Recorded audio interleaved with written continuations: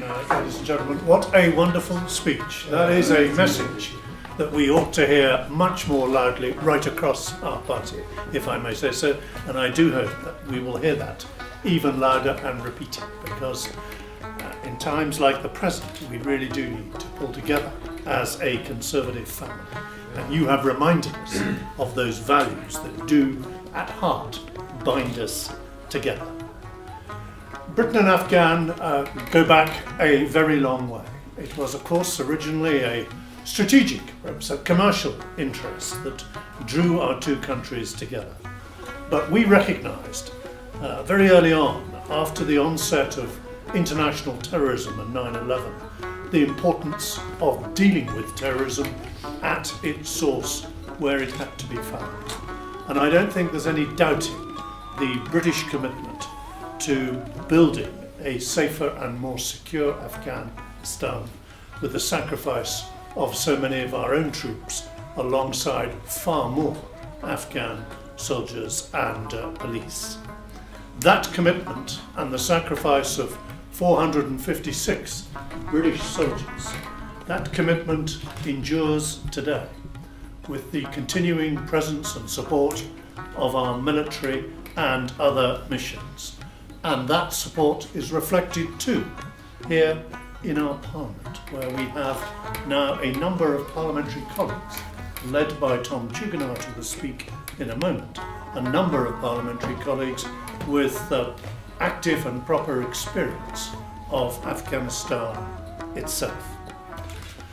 Since our combat role ended in 2014, we have continued that commitment to do what we can to ensure that the roots of democracy that the NATO mission helped to replant, that those roots continue to grow, and that conditions for all, especially as you said, the women of Afghanistan, can continue to improve. You asked me, secondly, for a personal note. My own interest in Afghanistan was sparked a very long time ago when a friend, a colleague of mine, a classical scholar called Peter Levi, wrote a wonderful book, some of you may remember, I think it's still actually in print, called The Light Garden of the Angel King, reflecting his travels in Afghanistan in the early 1970s, a very different country then, but a book which reflected the full variety and resource of your remarkable country.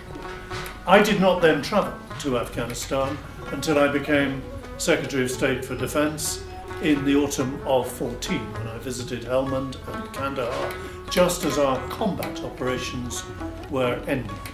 But I made many subsequent visits to Kabul and had regular meetings around the world at security conferences with President Ghani and Chief Executive Abdullah, where I continued to reinforce our commitment, but equally to press the Afghan government to accelerate the process of reconciliation, to drive out corruption wherever it was to be found, and to continue the economic revival and the development of more and more social opportunities, particularly for women in Afghan society. Thirdly, so far as this new initiative is concerned, I am delighted and honoured to be asked to serve as a patron.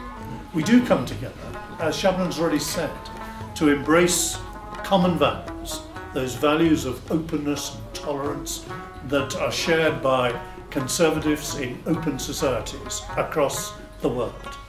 I hope that this new friendship society will continue to improve the integration of Afghans here in British society, but will do more than that will deepen our ties, the social and economic and cultural ties between our peoples, as well as the existing links between our armies and our diplomats.